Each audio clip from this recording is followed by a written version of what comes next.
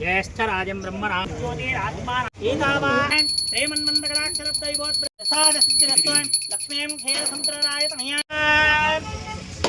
वां या पल्लेरिया जिस कलारिगल कलारिगल गुणवत्ता कदले फलसपामे नाराय स्वाहा मम आज्ञे वस्तु वेवे स्वस्वयं वेदानास्तनुवं कुशेमः मह्यं नमन्तां कृतियस्कहस्रा वयाज्यक्षेण नारायणं देवमक्षरं ब्रह्मं नारायणं समुद्रेन्तं विश्वशम्भुवन् पद्मकोशप्रदेशं शिवमेव ఈ శ్మశాన వాటికను నిర్మాణాన్ని ఏర్పాటు చేసినటువంటి మన్సార్ గారికి నమస్కారం అండి. ఎన్ని కోట్లు మనం సంపాదించినా చివరికి రావాల్సిన చోటు అయితే ఇదే. ఇక్కడైతే మనం ఏర్పాటు చేసినందుకు చాలా థ్యాంక్స్ అండి అందరికీ. మన కూటమి ప్రభుత్వం ఏర్పాటు ఈ డ్రైనేజ్ సిస్టాన్ని ఏర్పాటు చేసి ఇన్ని కోట్ల రూపాయలు శాంక్షన్ చేసినందుకు శబరి మేడానికి థ్యాంక్ యూ. అండ్ మా సార్ గారు ఈ కార్యక్రమాలు ఏర్పాటు చేయడానికి ఎంతగానో సహకరించి ఇక్కడ ఈ శ్మశాన వాటికకు సంబంధించినటువంటి ప్రతి కార్యక్రమంలోనూ మేమంతా సొంత సహకారం చేస్తామని ఈ సభాముఖంగా కోరుకుంటున్నాడు. వదిలేసిండు దాన్ని ఏం చేస్తావు కొన్ని ఆలోచన చేయండి. మనకి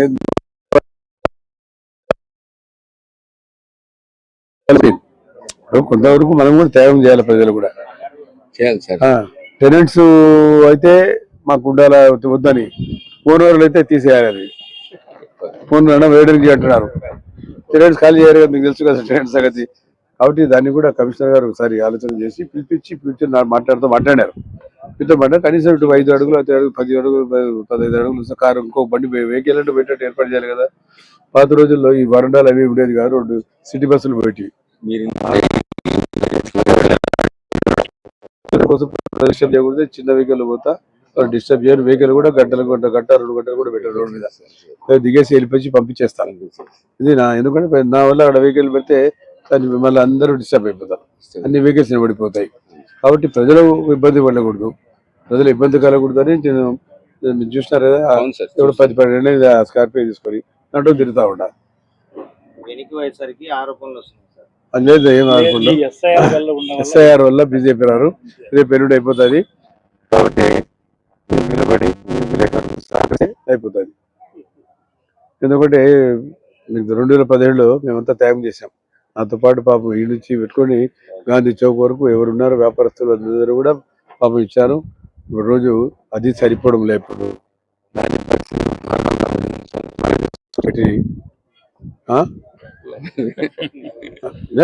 వాళ్ళు పెట్టడం మేము దానికి అగ్రెస్ కాదు. అసలు 96లో ఎన్టీ రామారావు గారి విగ్రహం పెట్టారని నిర్ణయం తీసుకున్నాను. చనిపోయిన తర్వాత మాకు వస్తుంది రెజల్యూషన్ ఉంది. నేను అప్పుడు ట్రాఫిక్ తక్కువనే, అది 30 ఏళ్ల కిందట.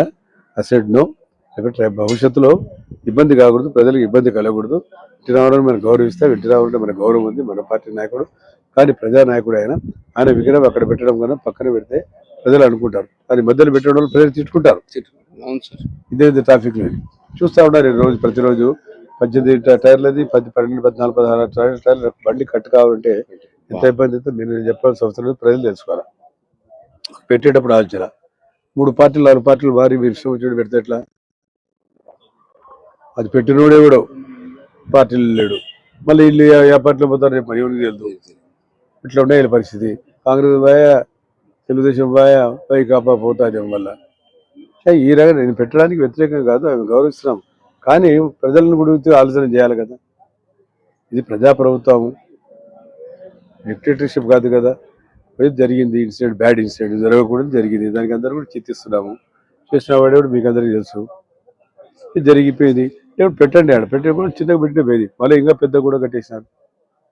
ఇప్పుడు నేను కూడా అడుగుంట కడితే పరిస్థితి ఏమి? నేనే కదా, మాది స్థలం, అది రోడ్డుకి ఇచ్చాము అంతే కదా. ఇప్పుడు మొత్తం రోడ్ అంతా బ్లాక్ అవుతుంది. కమిషనర్ కానీ మున్సిపాలిటీ కానీ డబ్బులు ఇచ్చింది మాకు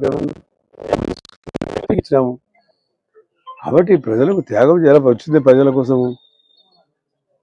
నేను దానికి వ్యతిరేకం కాదు, కానీ ఇంకా కొంచెం చిన్నగా చేసింటే కొంచెం ట్రాఫిక్ వెహికల్స్ కట్ చేసి పెట్టాం. ఒక మానవతో దృక్పథంతో వాళ్ళు కూడా మంచి పేరు వచ్చింది.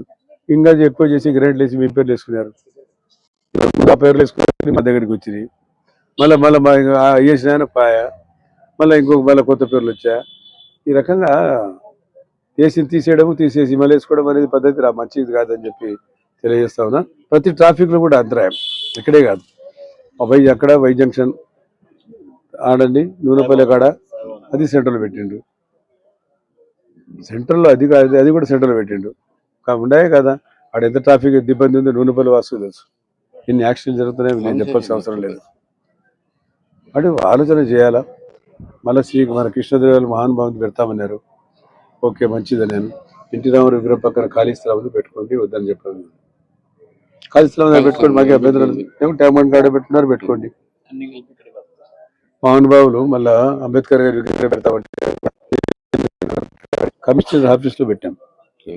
ఉండాలి ఆయన రాజ్యాంగ నిర్మాత అని చెప్పి వాళ్ళు కూడా పాపం ఆలోచించి మానవతా దృక్పథం వాళ్ళు కూడా కరెక్ట్ సార్, అందువల్ల రోడ్లే చాలా చిన్నగా ఉన్నాయి కాబట్టి మీ ఇష్టం ఆఫీస్లో గవర్నమెంట్ ఆఫీస్లో పెట్టండి. ఆడ పెడితే ఆయన రాజ్యాంగ రూపకల్పన చేసిన మహా వ్యక్తి కాబట్టి ఆడ పెట్టాం.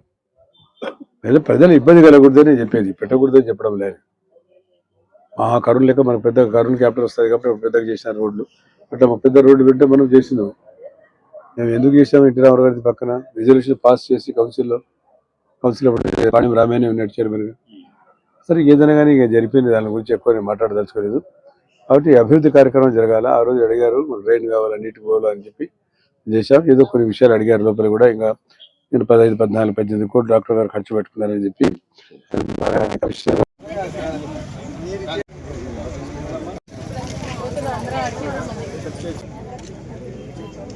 ఓకే.